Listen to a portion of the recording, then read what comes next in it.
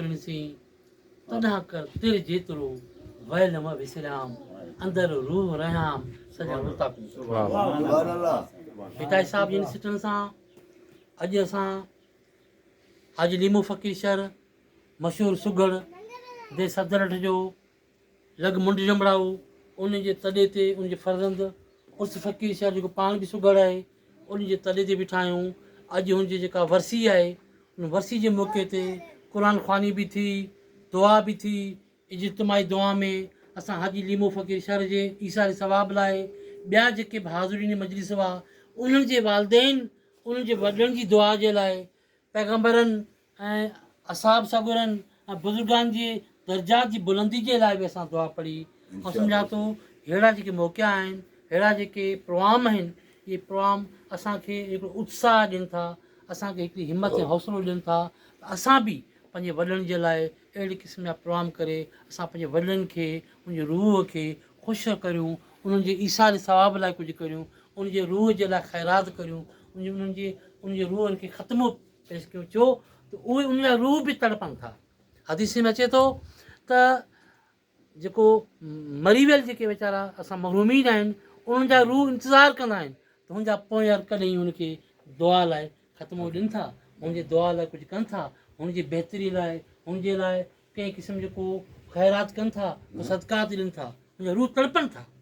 ऐं जेॾीमहिल उहे को बि माण्हू जॾहिं हुनजे रूह जे लाइ कुझु करे थो हू उहो रूह जेको आहे ॿियनि रूहनि खे चवे थो ॾिस मुंहिंजे पोयरनि मुंहिंजे लाइ कुझु तारीख़ में अचे थो, किताबनि में अचे थो। इहा हिकिड़ी ॻुझ जी ॻाल्हि आहे।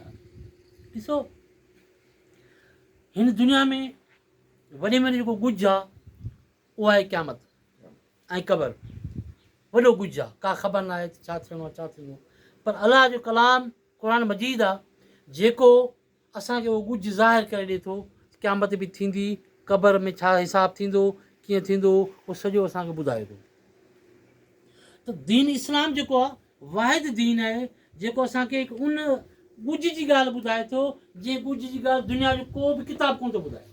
वाहिद क़ुर आहे जेको असांखे ॿुधाए थो छा थींदो, मरण खां पोइ छा थींदो, हिसाब किताब थींदो ऐं हिसाब किताब बि कहिड़ो थींदो।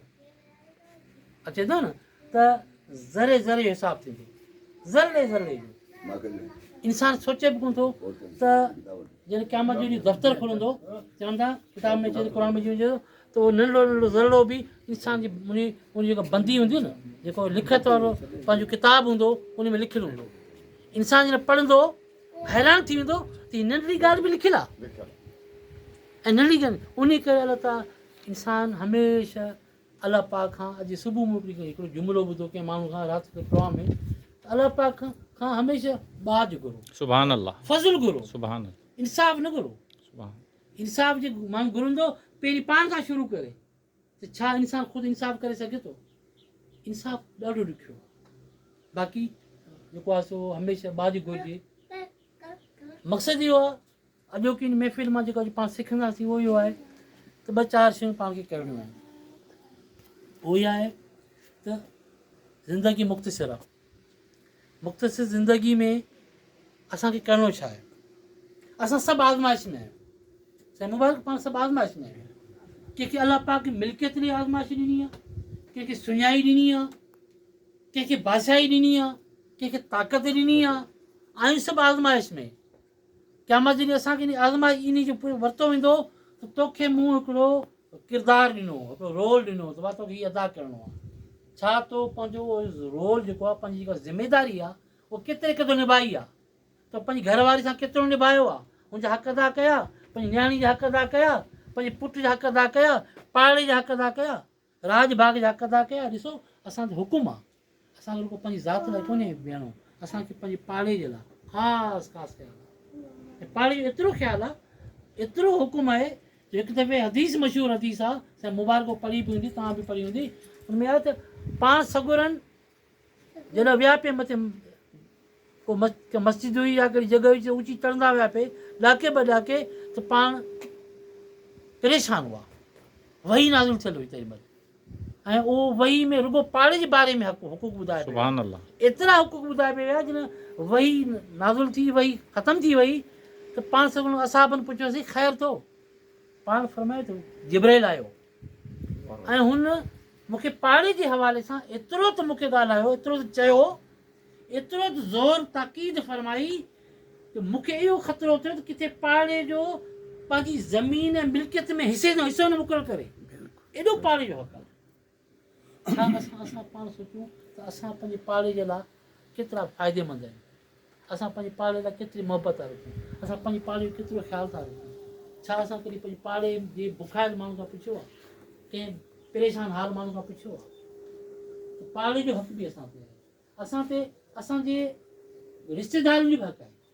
इहे रिश्तेदार आहिनि, असांजी भेण आहे, असांजो भाइटो आहे, असांजो चाचो आहे, असांजो मामो आहे, असांजी मासी आहे, जेके बि इहे किरदार आहिनि रिश्तेदार। ॾिसो जॾहिं कुर्बानी पाण हीअ कुर्बानी कई आहे, ईद उल अज़हा कई आहे, उन ईद उल अज़हा में बि पाण 3 हिसा कयूं था साईं। हिकिड़ो हिसो पाण कयूं था ख़ैराती हिसो, आम ग़रीब लाइ। ॿियो हिसो जेको रखिणो आहे उहो माइटनि जे लाइ हुकुम आहे, त माइटनि खे ॾियो, माइटनि जो ख़्यालु रखो। माइटनि जो तमामु घणो, रिश्तेदारनि जो तमामु घणो हुकुम आहे त पंहिंजे रिश्तेदारनि जो ख़्यालु रखो। असां पंहिंजी फुफी जो औलाद आहे, असांजे ॾाॾनि जो औलाद आहे, असांजे नाननि जो औलाद आहे, छा उन्हनि जो असां हक़ अदा कया? रुगो असांखे इहो कोन असांखे रुगो पेट पालणो आहे, रुगो असांखे पंहिंजे औलाद जो ख़्यालु रखिणो आहे। न, औलाद खां हटी करे क़ुर में आहे त 6 जेके 7 8 जेके तबिका ॿुधाया वेंदा आहिनि, 8 जे बारे में तव्हां खां पुछा थींदी, तव्हांजे रिश्तेदारनि जे बारे में पुछा थींदी, तव्हांखे यतीमनि जे बारे में पुछा थींदी। यतीम, तव्हांजे पाड़े में कोई यतीम आहे, यतीम ॿार जे बारे में पुछा थींदी। यतीम जी हदीस आहे, यतीम जे मथे ते तव्हांजे ॿार ते मथे ते हथु घुमायो था, जेतिरा वार तव्हांजे हथ खां अचनि था ओतिरी नेकियूं तव्हांजे खाते में। एॾो ख़्यालु यतीमनि जो तमामु घणो।